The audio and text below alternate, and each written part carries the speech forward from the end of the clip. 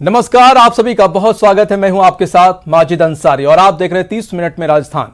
तो चलिए खबरों का सिलसिला शुरू करते हैं फटाफट अंदाज में। कोरोना के बिगड़ते हालात के बीच मद्रास हाईकोर्ट ने चुनाव आयोग को कड़ी फटकार लगाई है। चीफ जस्टिस ने तो यहां तक कह दिया कि कोरोना की दूसरी लहर के लिए चुनाव आयोग जिम्मेदार है। उन्होंने आयोग को चेतावनी दी है कि 2 मई को काउंटिंग के दिन के लिए कोविड प्रोटोकॉल बनाए जाएं और उनका पालन हो। ऐसा नहीं हुआ तो हम काउंटिंग शेड्यूल को रोकने पर मजबूर हो जाएंगे। कोरोना से बिगड़ते हालात पर प्रदेश कांग्रेस कमेटी की अहम बैठक हुई। इस वर्चुअल बैठक में सीएम अशोक गहलोत, प्रदेश कांग्रेस प्रभारी अजय माकन और पीसीसी चीफ गोविंद सिंह डोटासरा सहित कई वरिष्ठ नेता शामिल हुए।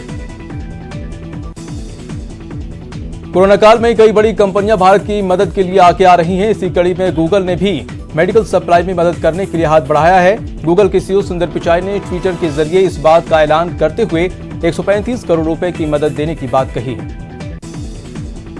कोरोना से लड़ने के लिए ब्रिटेन के बाद अमेरिका ने भी मदद का हाथ बढ़ाया। अमेरिका वैक्सीन के लिए कच्चे माल के साथ वेंटिलेटर समेत दूसरे मेडिकल उपकरण देने के लिए राजी हो गया है। दोनों देशों के एनएसए के बीच हुई बातचीत के बाद यह सहमति बनी।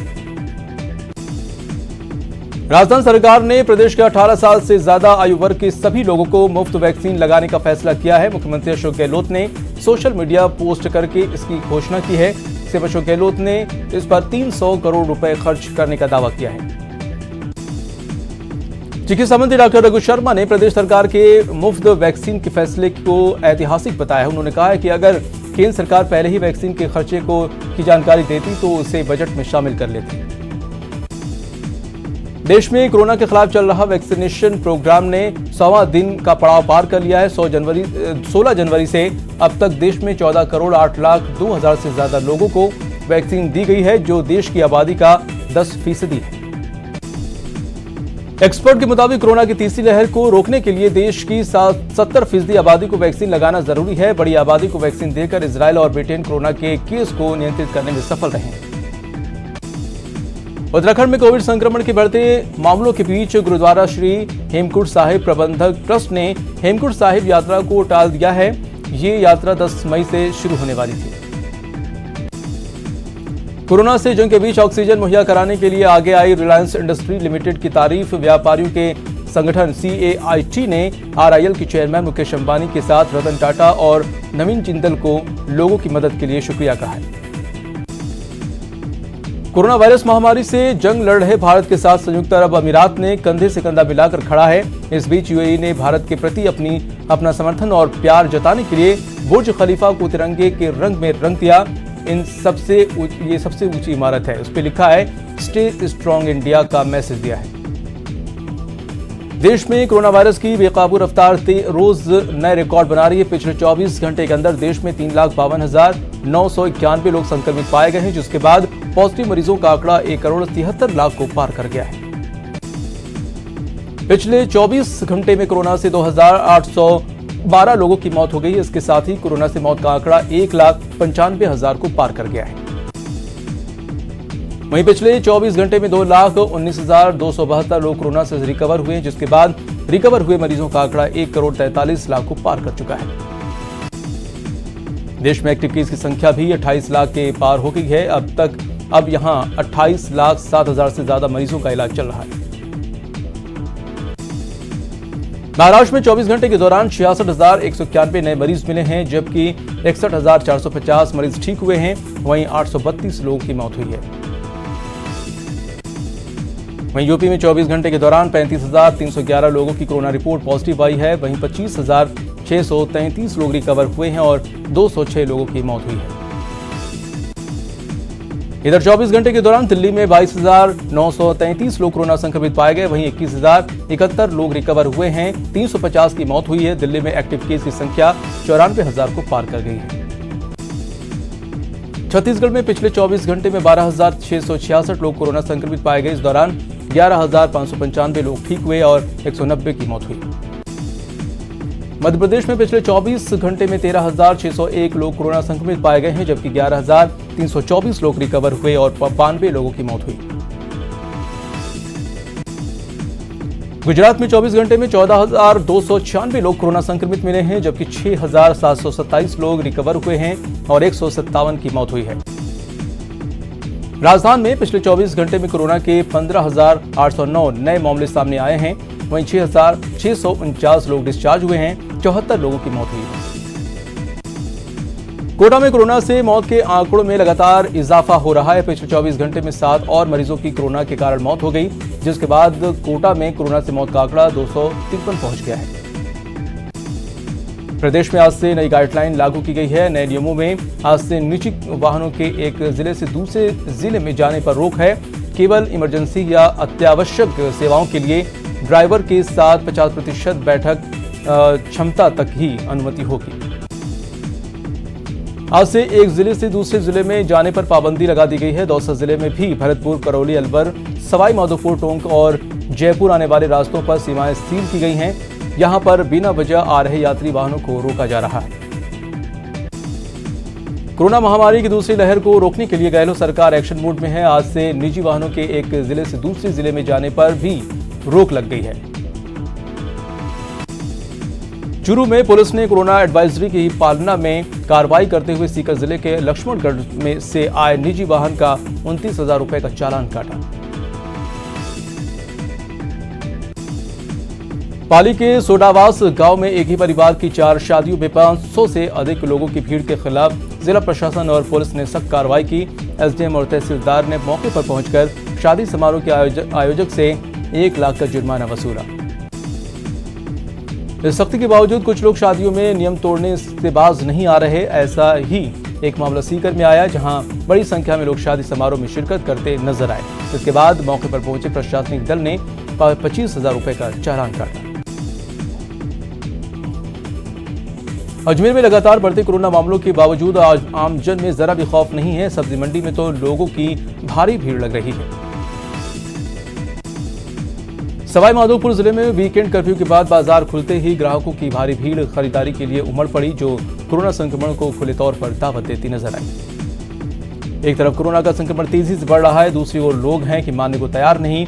दौसा में हालात ये हैं कि चालान बुक कम पड़ने लगी है। जिले में अब तक 7,000 लोगों का चालान काटा जा चुका है।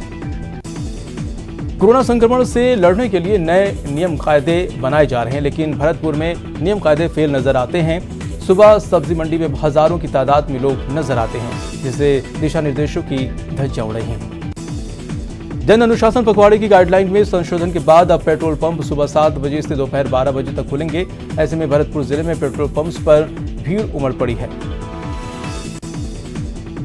कोटा की सेंट्रल जेल में कोरोना ने दस्तक दे दी है। यहां पर एक जेलर, मेल नर्स और 4 कैदी पॉजिटिव आए हैं। जेल में सर्दी, खांसी, जुकाम वाले कैदियों और स्टाफ की कोरोना जांच करवाई जा रही है।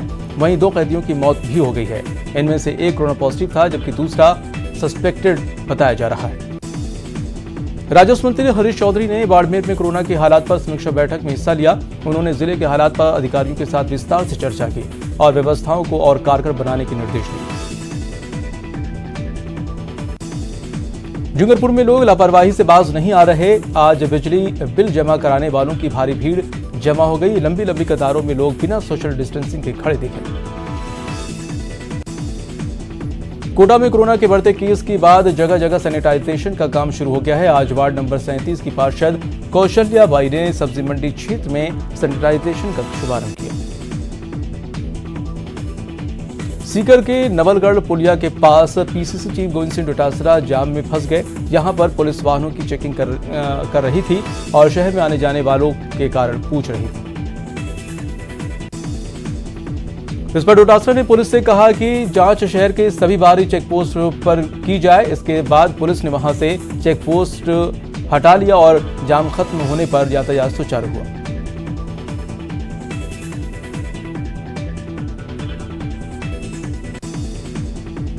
वीकेंड कर्फ्यू समाप्त होते ही डूंगरपुर की सड़कों पर लोगों की भारी भीड़ उमड़ पड़ी। दुकानों पर खरीदारों की भीड़ लग गई। इस मौके पर फायदा उठाकर कई ऐसे दुकानदारों ने भी अपनी दुकानें खोल दी जो अनुमति श्रेणी में नहीं थी।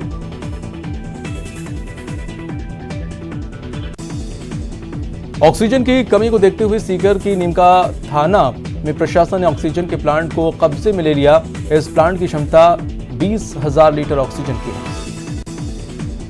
विधानसभा में उपनेता प्रतिपक्ष और चूरू विधायक राजेंद्र राठौर ने राजकीय भर्ती अस्पताल का निरीक्षण किया। इस दौरान राठौर पीपीई किट पहनकर अस्पताल के कोरोना वार्ड पहुंचे, जहां उन्होंने मरीजों से व्यवस्थाओं संबंधी जानकारी ली। उन्होंने अस्पताल अधीक्षक को व्यवस्थाओं में सुधार के निर्देश दिए। राठौर ने साफ सफाई, ऑक्सीजन सिलेंडर और रेमडेसिविर इंजेक्शन की कमी को देखते हुए विधायक कोष से 1000 मास्क, 100 ऑक्सीजन के सिलेंडर, ऑक्सीजन की पाइपलाइन के लिए राशि प्रदान की। बढ़ते कोरोना मरीजों को देखते हुए जैसलमेर नगर परिषद क्षेत्र के बबरर, मगरा, गफूर भट्टा, गांधी कॉलोनी और तालरिया पहाड़ा को माइक्रो कंटेनमेंट जोन घोषित किया गया। इन इलाकों में धारा 144 लागू कर दी गई है।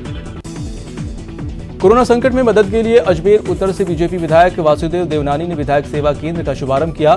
इस केंद्र में कोरोना संक्रमित को 7 तरह की सुविधाएं उपलब्ध करवाई जाएंगी, जिसमें फ्री दवा और भोजन भी शामिल है। सवाईमाधोपुर में भी कोरोना का कहर जारी है। कोरोना से मौत होने की स्थिति में उसके शव को उठाने के लिए कोई नहीं आ रहा। ऐसे में नगर परिषद उस शवों को अंतिम संस्कार का जिम्मा उठा रही है। भरतपुर के बाजारों में कोरोना गाइडलाइन की धज्जियां उड़ाई जा रही हैं। एक दुकानदार ने प्रशासन की आंख में धूल झोंकने का नया तरीका ढूंढ निकाला है। दरअसल ये दुकानदार ग्राहकों को अंदर बुलाकर दुकान में ताला लगा देता है। 2 दिन के वीकेंड कर्फ्यू के बाद राजसमंद में आज बाजार खुले। ऐसे में बाजार में खरीदारों की भारी भीड़ देखी गई। इस दौरान न तो सोशल डिस्टेंसिंग की पालना की गई, न ही इनको रोकने के लिए कोई इंतजाम भी दिखाई दिया। श्रीगंगानगर सहित प्रदेश भर में आज से प्रभावी हुई गाइडलाइन के तहत सुबह 11 बजे तक ही बाजारों को खोलने की अनुमति थी। लिहाजा सब्जी मंडी और ग्रोसरी मार्केट में लोगों की भारी लापरवाही देखने को मिली है। 23 अप्रैल को जारी की गई नई गाइडलाइन आज लागू हो गई है। निजी वाहनों के लिए सुबह 7 बजे से दोपहर 12 बजे तक ही पेट्रोल मिलना था। इसलिए जैसे ही पेट्रोल पंप खुले, लोगों की लाइन लग गई।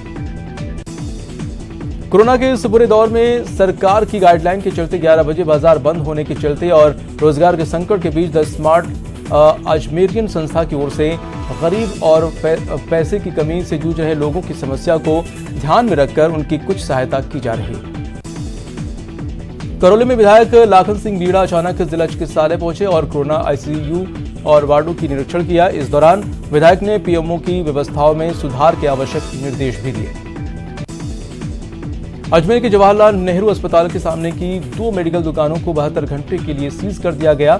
कलेक्टर प्रकाश राज पुरोहित के आदेश के बाद कल अस्पताल के सामने की सभी मेडिकल शॉप के कर्मचारियों और मालिकों का कोरोना टेस्ट कराया गया था, जिसमें 2 मेडिकल शॉप के कर्मचारी पॉजिटिव निकले।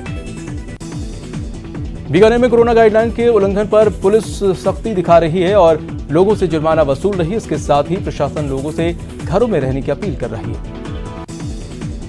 दौसा के रामगढ़ पचवारा कस्बे में कोरोना गाइडलाइंस के उल्लंघन पर पुलिस ने हार्डवेयर की एक दुकान को सीज किया, साथ ही 5000 रुपए का जुर्माना भी वसूला।